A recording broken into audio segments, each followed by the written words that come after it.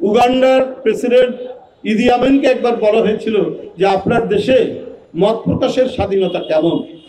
তো বলেছে মত প্রকাশ করা যায়, কিন্তু মত প্রকাশের পরে তার স্বাধীনতা থাকবে কিনা এটা আমি বলতে পারছি না। এটা ইদি আমিন উত্তর দিয়েছিলেন সাংবাদিকদেরকে। ঠিক একই রকম পরিস্থিতি, একই রকম আপনার পরিবেশ তৈরি করেছিলেন, সেটি হলেন শেখ হাসিনা। প্রথম একজন স্বৈরাচারী, একজন ডিক্টেটর, একজন ফ্যাসিস্ট নাৎসির টার্গেট হচ্ছে আপনার সংবাদপত্র এবং সাংবাদিক। কালার এক্সপার্ট, জর্জ স্যাপ এবং মাইল্ড অন হ্যান্ডস টেকনোলজি সমৃদ্ধ অরিক্স ক্রিস্টাল ওয়াশ আপনার লন্ড্রি এক্সপার্ট।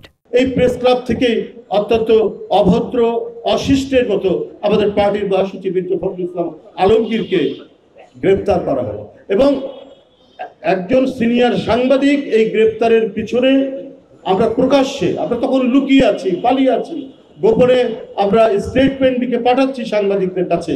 আমাদের কালকের কর্মসূচি 48 ঘন্টার অবরোধ, 72 ঘন্টার অবরোধ, হরতাল, এটা ক্রমাগত আমরা তখন এইভাবে দিচ্ছি। প্রকাশ্যে বেরিয়ে পার্টি অফিস থেকে আমরা কোনো কাজ করতে পারছি না, কারণ পার্টি অফিস অবরুদ্ধ।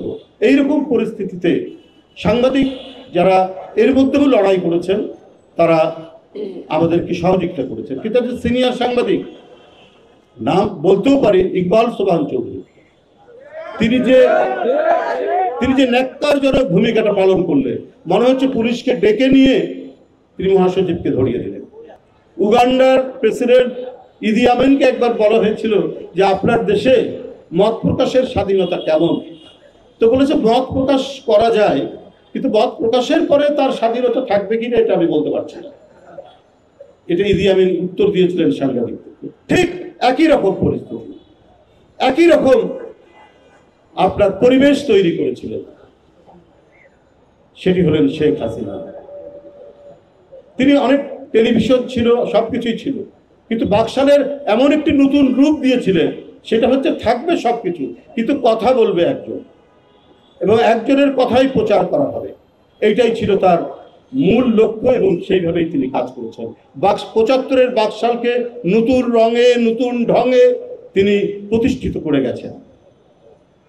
বন্ধুরা আমার, এটা করেছেন এই জন্যই, তার এই দোর্দণ্ড প্রতাপ এই জন্যই জারি করেছেন যে প্রথম একজন স্বৈরাচারী, একজন ডিক্টেটর, একজন ফ্যাসিস্ট নাৎসির টার্গেট হচ্ছে আপনার সংবাদপত্র এবং সাংবাদিক।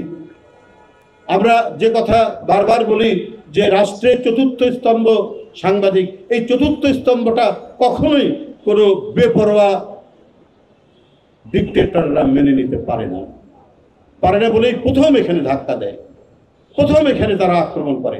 অনেক সাংবাদিক চাকরি হারিয়েছেন, অনেক সাংবাদিক না খেয়ে থেকেছেন, অনেকে বিএনপি অফিসে এসে আমি দেখেছি তাদের অসহায় অবস্থা। একের পর এক পত্রিকা বন্ধ করেছেন, যেগুলো হয়তো একটু বিরোধী দলের কথা বলতো, যেখানে হয়তো আন্দোলনের সংগ্রামের কথা বলতো, সেগুলোকে বন্ধ করেছেন। আর যেগুলো বন্ধ করতে পারেননি বা বন্ধ করেননি, সেগুলো সবসময় আমাদেরকে চিফ রিপোর্টার, তারপরে নিউজ এডিটরটা বলেছেন, ভাই আপনাদের বক্তব্য কি ছাপাবো, বারবার গোয়েন্দা দপ্তর থেকে আমাদেরকে টেলিফোন করে, সন্ধ্যার পরেই আমাদেরকে টেলিফোন করে যে এই সংবাদ যাবে, এই সংবাদ যাবে না। কারণ এইভাবেই নিয়ন্ত্রণ করতে হয়েছে, এইভাবেই বাংলাদেশের টাকা যে তারা পাচার করবে, তারা যে হরিলুট করবে, তারা বাংলাদেশ ব্যাংককে নিঃশেষ করে দিবে, সোনালী ব্যাংককে নিঃশেষ করে দিবে। তো এই সমস্ত অপকর্ম ঢাকার জন্যই তাদেরকে টার্গেট করতে হয় গণমাধ্যম এবং গণমাধ্যমের সাংবাদিকদেরকে। টেন্ডার ছাড়াই 7টি বিদ্যুৎ কেন্দ্র স্থাপন করতে দেওয়া হয়েছে, তার মধ্যে আদানি হচ্ছে 1 নম্বর। কোনো টেন্ডার এখানে থাকবে না। এইভাবে আপনার বড় বড় প্রজেক্ট করা হয়েছে কি বলে যে বিদ্যুতের উপর, কারণ এই টাকা যাবে শেখ পরিবারের কারো কাছে এবং এই বিদ্যুৎ কেন্দ্রগুলি স্থাপিত হবে হচ্ছে তাদেরই কোনো আত্মীয় স্বজনের কাছে। এখন একটা একটা করে বেরোচ্ছে ঘটনা। এইরকম প্রতিটা সেক্টরে, প্রতিটি জায়গায় কত যে আপনার শেখ হাসিনার লুটপাটের গুপ্তধন আছে।